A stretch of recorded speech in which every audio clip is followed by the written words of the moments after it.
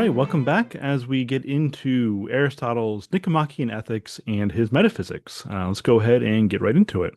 Now, there are a lot of quotes that I pulled out for my notes here, but maybe I'll save some of that and instead just talk generally about what's happening in books one and two of the Nicomachean Ethics, which I think is satisfactory for giving a pretty good introduction to what he's doing with his ethics. Although, I definitely encourage you at some point, whether it be now or later down the road when the study's over, you're hanging out at the beach, you want a light read, go ahead and finish reading the Nicomachean Ethics. This is really a foundational text of classical philosophy, strongly recommended. I think there's a lot of wisdom that we can get from this, even if you might have some criticisms along the way. I certainly don't take everything Aristotle says as absolute truth, but he says a lot of true things that I think provide for pretty good correctives to our contemporary philosophical setting. Okay, what is Aristotle doing here?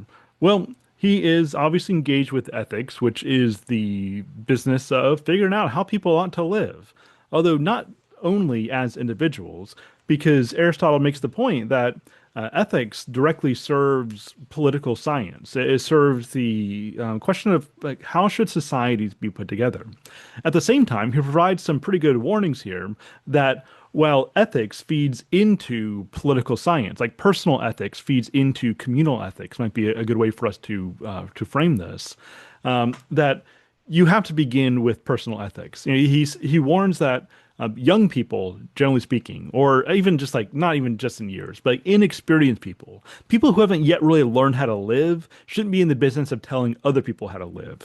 And so before you engage in the study of political science, and certainly before you enter into the civic arena, you need to make sure that you have your life put together. And so you need to have a certain maturity about you. And he does specify, like, on one hand, he says that, yeah, young people probably shouldn't really get involved in politics. But then he does clarify and says, well, really, the most important thing is that your soul is mature. That's actually more important than just the years that you've been alive, because experience doesn't always yield wisdom. And we can all probably think of young people who are wise, and we can think of older people who are foolish. And so age doesn't equal wisdom, but at the same time, like age should yield wisdom. And generally speaking, older people probably have more wisdom than younger people, generally speaking. That's not at all to say that there can't be exceptions to that general rule. But so we need to have the right kind of experience. We need to be able to put our lives in order, because otherwise you're just going to end up playing the tyrant, right? You can't control your own passions, and so you're going to try to control someone else's. Whereas if you are able to control your own passions, you've established the right habits of virtue, the right habits of reason. Well, now you know what it takes to overcome your beastly nature.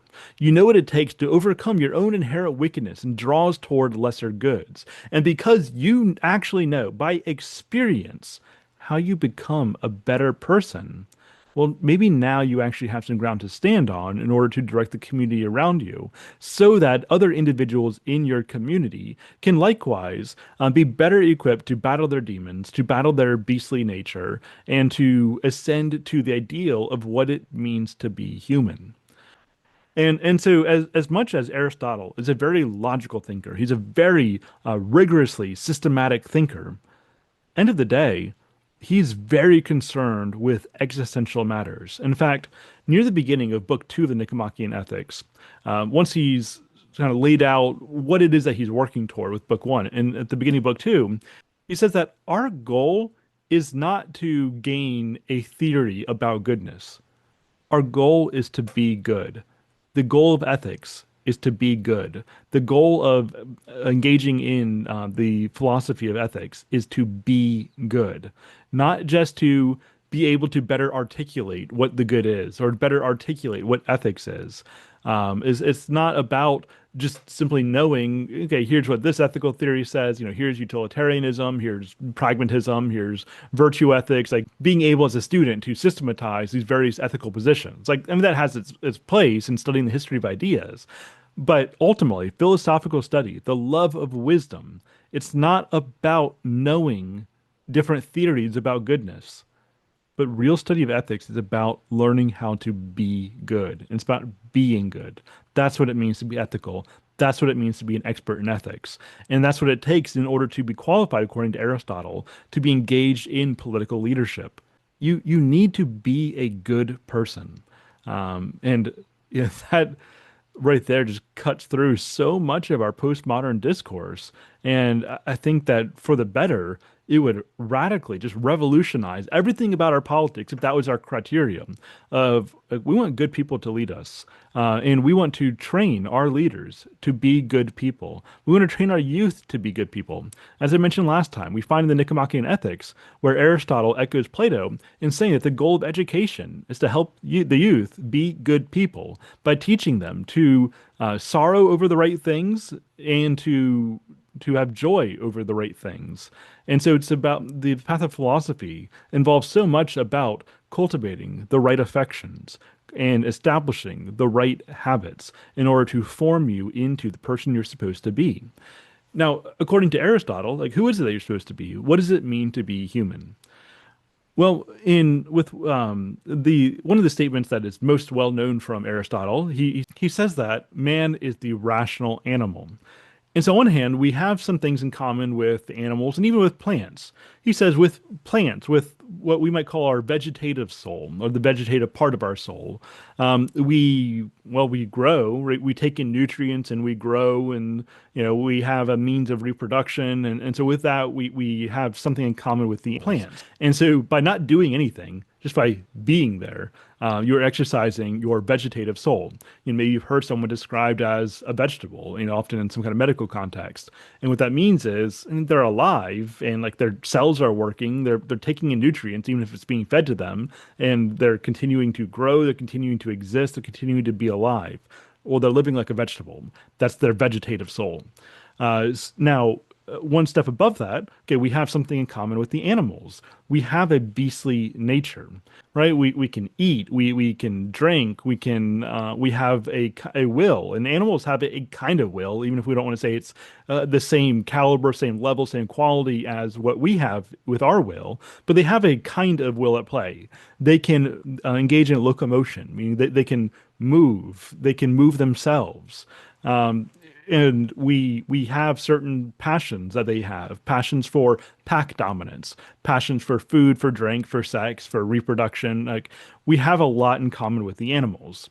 And to the extent that we simply engage with our base passions, when we live according to reflex based off the stimuli that happen to be around us, well, we are living like beasts. We're living like animals. But that is not essentially what we are. Because for Aristotle, the way you arrive at form, the way you arrive at essence, is by discovering what principally makes a thing that thing and not something else. And so the fact that we have something in common with the vegetables, well, it's not a differentiating factor about us. The fact that we have something in common with the animals, well, our beastly nature, therefore, is not the differentiating aspect of what it means to be human. What makes humans unique, thereby pointing us toward their essence, is the fact that we're able to engage in reason. We can think about our passions, so we can decide to say no to certain desires, say yes to other desires. We can sacrifice the temporary in order to gain the long-lasting, maybe even the eternal. We can think not just about what is, but we can ask questions about what could be. We can engage in that kind of abstract, hypothetical thinking, and so we can ask what could be. Now, because we can ask what could be, we are, in addition to being the rational animal, we are an ethical animal because we can ask what could be, but also we can ask what should be. What is the ideal state of affairs? Given a few different options, how do we go about determining which the best one is? The fact that we can engage in that kind of reasoning demonstrates that ethics, our ethical nature, flows out of our rational nature. And so we're ethical animals, or as Aristotle says, actually, we are political animals. And for Aristotle, ethics and politics is all mixed together here because we don't just make decisions about how we live, but we make decisions that impact the polis, that impact the city, the community that's around us. We are communal creatures. And so because we are the rational animal, we're able to engage in abstract reasoning about could be. We're able to use language, which language is an abstract representation of concrete realities. We can engage in language, therefore we can communicate with each other about the way that things should be, and we can come up with a plan for action actualizing certain potential realities. And so we are a rational animal, first and foremost, according to Aristotle. But because we are rational, we are also the political animal. And so this is how he defines to be human. And so how do you be a good human? How do you achieve the good life? The Greek word is eudaimonia, which gets translated usually as happiness. How do you live the good life? It's by being quintessentially human. It's by living according to reason and virtue. That's how you gain the good life, the life of human flourishing. Now, he says that some degree of external good is generally important. Like, you eat food, for example, in order to thrive. It's kind of hard to thrive while you're starving.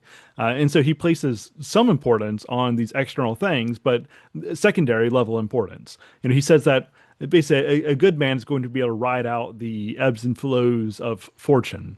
And we see how Boethius years later, or if you haven't read Boethius, we will see how Boethius makes use of some of these ideas. How or even as Socrates says, right, you can't do harm to a good man. Aristotle makes some very similar kinds of statements that the good man is going to maintain his happiness even when fortune turns against him. Now, okay, so how do you live according to reason or virtue according to Aristotle?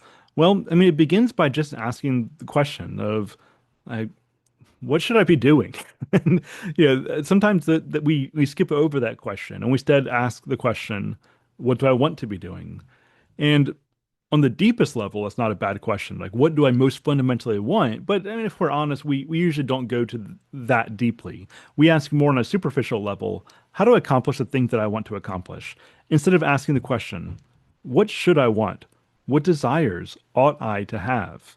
And so by asking those kinds of questions, we can make the right decisions when a scenario presents itself. And he talks a lot about he talks significantly about this idea of like the golden mean of, you don't want to be too courageous, but you also don't want to be cowardly, because if you're too courageous at the wrong time, it's actually not a virtue. You're actually just being rash. And so too with any other of these virtues that he talks about. And a lot of times this has been misunderstood as saying that like literally you want to put a seatbelt on courage. But that's not really what he's saying. Really what he's saying is in any given scenario, you need to recognize that just rushing forward in confidence isn't necessarily the right thing to do. And so in any given situation, you need to moderate and ask yourself, what is the right course of action here? Sometimes the courageous thing is to walk away if that's what you're supposed to be doing. And so when he talks about the average, he's literally saying like you should be just mediocrely courageous. But what he's saying is in each scenario, you need to ask yourself, what is the right measure of response here? If somebody's getting robbed at gunpoint and you don't have any weapons and you don't have any way to, get the jump on the assailant, then like maybe just rushing in isn't necessarily the best thing to do, unless you have some kind of advantage, in that situation. Even though it might feel like the noble thing to do to run in and stop this crime that's taking place, like maybe you would just make things worse. Yeah, again, depending on the situation. And so that's what Aristotle means here when he links reason and virtue. Like we need to ask ourselves, not just ideologically, is courage always the good thing? Courage is always the good thing, but the way that gets executed needs to be moderated and scaled proportionally to what's going to most likely bring about the best result. That's something we get through reason. And so reason and virtue go directly hand in hand here. Now, in discussing virtue, Aristotle engages with a school of thought that's become known as virtue ethics, where he is not a pragmatist. And that might sound like a contradiction to what I just said, because he is concerned with, how do we act in the best manner here?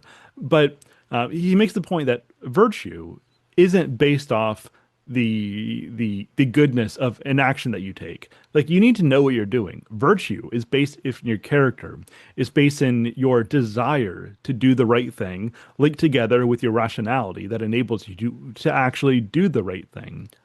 So actions themselves aren't truly virtuous. People are virtuous. People who love virtue are virtuous. And to this, he has something in common with his teacher Plato, who really says that like you are what you love, When you love the good, you're going to move in the direction of the good. And, if you seem to be a good person, but you don't actually love justice, then, well, you're not really a philosopher. You don't really love wisdom. You're not somebody who's really engaged with the reality of justice. Maybe you're doing it for a show. Maybe you're doing it for political honors. Maybe you're doing it to get fame or to get the esteem of the community or a particular person. Like, there are all kinds of bad motivations that can lead you to do the right thing, but doing the right thing for the wrong reason still makes you a bad person, according to Plato and according to Aristotle. Now, that being said, I mean, sometimes, what the right thing to do is according to your reason, but you don't really love the idea of whatever sacrifice you have to engage in to do the right thing. But I mean, Aristotle, I think in that situation would say that this is where the habits come into play. Where, okay, maybe initially you really do just have to drag yourself, almost kicking and screaming, to exercise virtue, exercise chastity, exercise temperance. Like maybe you don't really love these things, but you recognize they're good. And so you just condition yourself, you force yourself to make the right decision. You don't engage in the wrong kind of pleasure, and you don't flee from the right kind of pain. And so you just drag yourself along, even though your heart isn't entirely in it.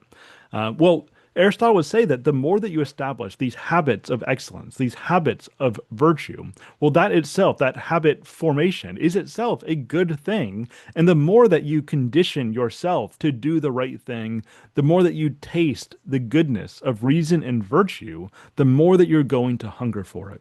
And so, it might not be the ideal situation when you make yourself exercise temperance or chastity when you really don't want to.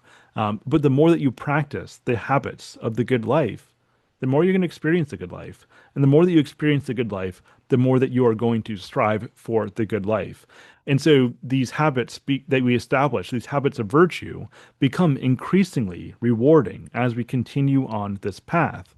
And I think if you're honest with yourself, like what Aristotle's saying is true here. Like you can think on seasons of your life when you weren't pursuing virtue. Maybe you were actively pursuing vice. Maybe you're doing that right now. And you know that the more that you do the wrong thing, and I think that we all, I mean, for the most part, we if we're honest with ourselves, like we know what the right thing is, we know what the wrong thing is. That's something that I appreciate about the Stoic Emperor Marcus Aurelius. That a lot of times in his meditations, which we'll read for the next study, he just says, like, you know what the right thing to do is, just go do it. It's that simple. And so we can think about the times in our lives when we've given ourselves over to the wrong things, whatever that may be. And we know that those times in our lives were less free and they're generally more miserable. Whereas the more that we engage in the right kind of sacrifice in disciplining ourselves and establishing good habits of virtue, well, even though we are putting certain constraints on our lives, putting certain constraints on some of our passions, we find that we're actually more free, more confident, we are stronger, better equipped to engage with whatever this world brings us. And so the right habits of virtue actually make you more free and more prosperous of soul than if you just take whatever your beastly desires would call you to grasp for. And so there's a lot more freedom in the life of virtue and in the life of reason. All right, so that's just a broad overview of the Nicomachean ethics. Looking over now at the metaphysics. Now, as I said, this is one of the more difficult texts. If you haven't already, I encourage you to work through these sections we're looking at, or Book 12, sections 6 through 10.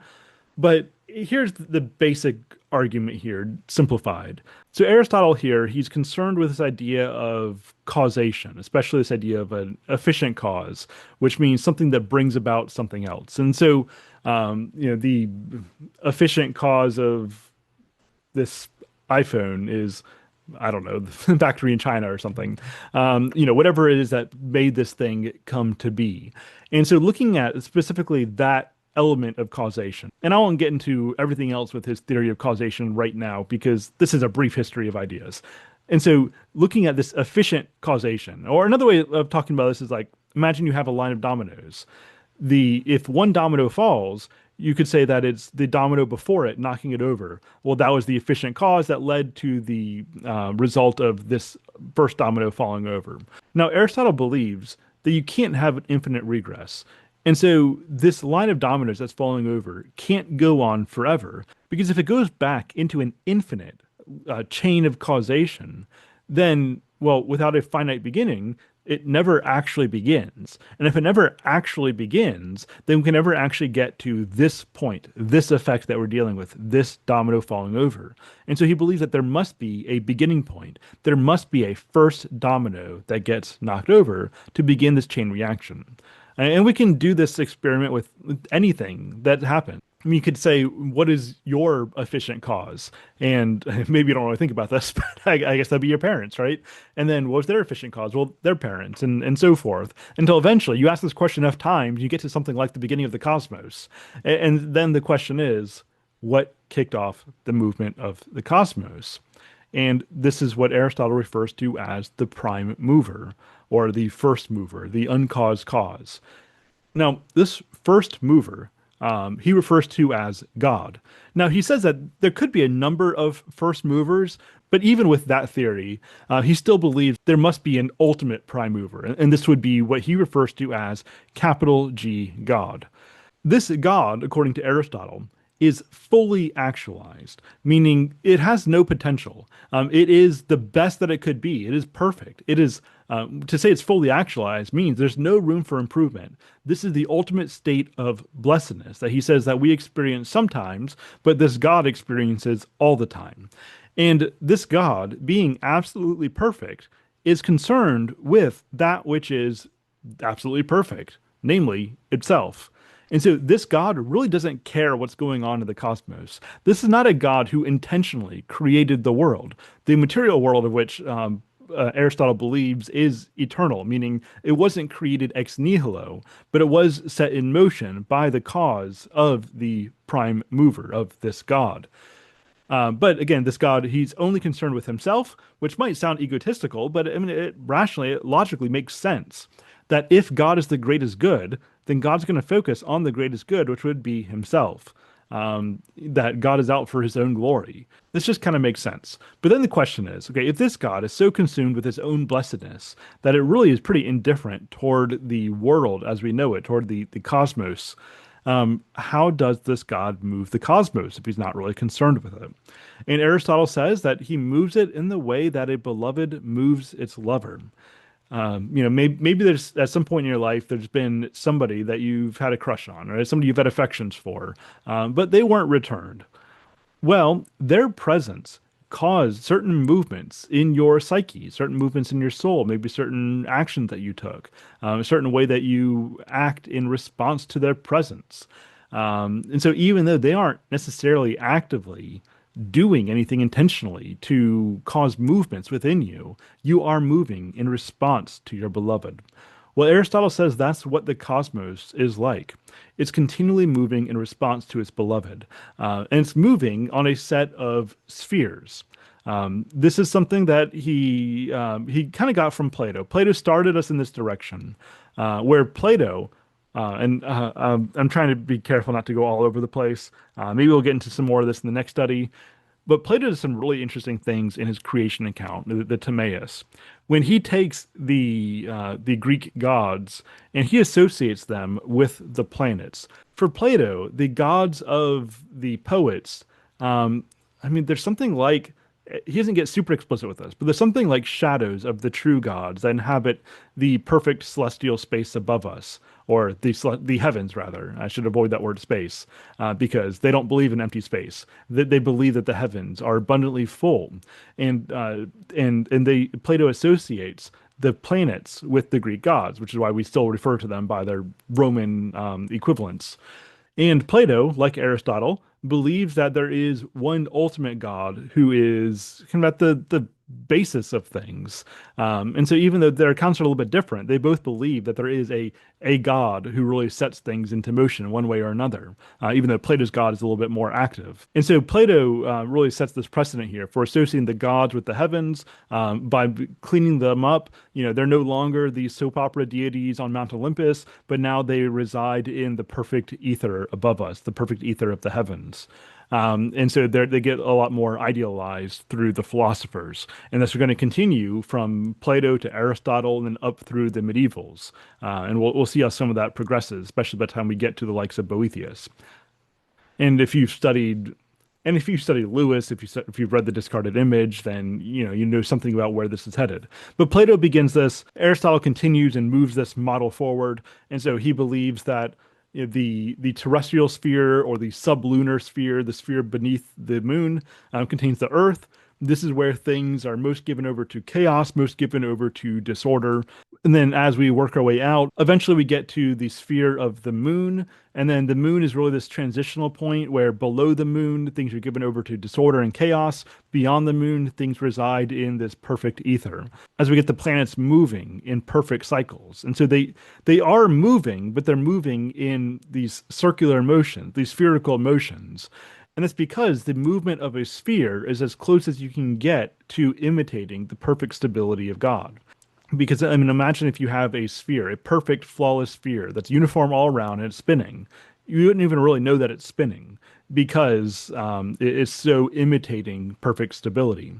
And so this is what the planetary spheres are doing. And they're all moving, being moved in turn by the sphere that comes just beyond it. And eventually we go beyond the planetary spheres. We get to the sphere of the fixed stars, the firmament, and then beyond that we get the prima mobile, which is the first moved thing. Prima mobile, right? For you can see how that Latin works out, even if you don't know your Latin.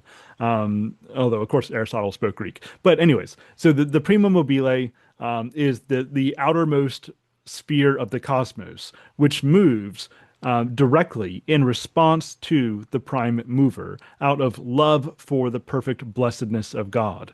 And so this outer sphere moves again in the spherical motion as a way of imitating the eternal stability of God. And so, because this outer sphere is moving in response to the goodness of God, it's responding out of love, it moves, and then it moves the inner spheres until this movement gets all the way to the earth, at which point this perfect movement has sort of fallen down into disorder and chaos.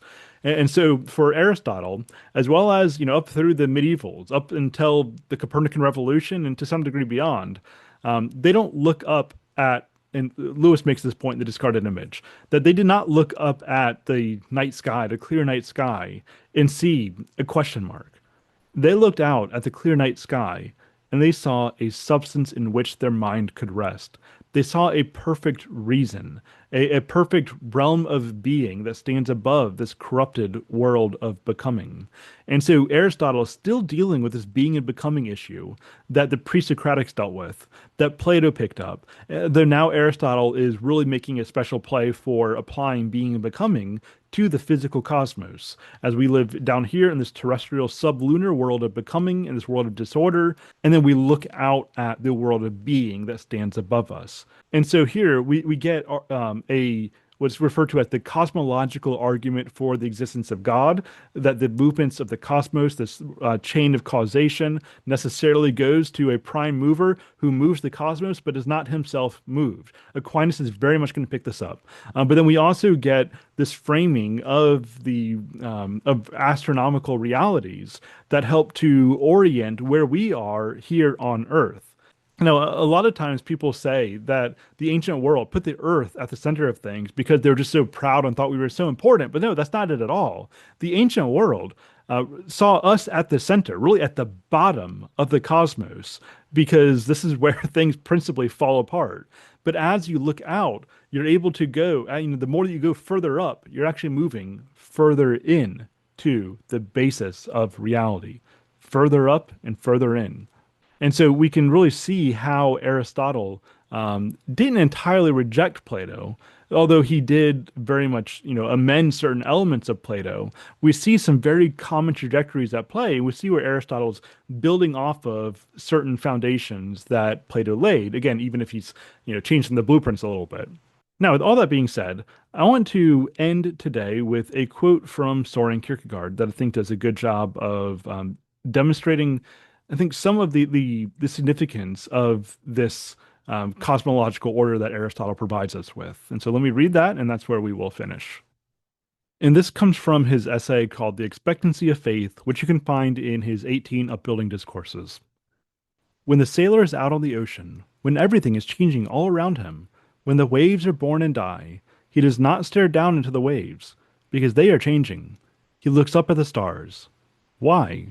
Because they are faithful. They have the same location now that they had for our ancestors, and will have for generations to come. By what means does he conquer the changeable? By the eternal. By the eternal, one can conquer the future, because the eternal is the ground of the future, and therefore, through it, the future can be fathomed. Next time we'll move on to the medievals with Augustine and Boethius. And until then, Godspeed.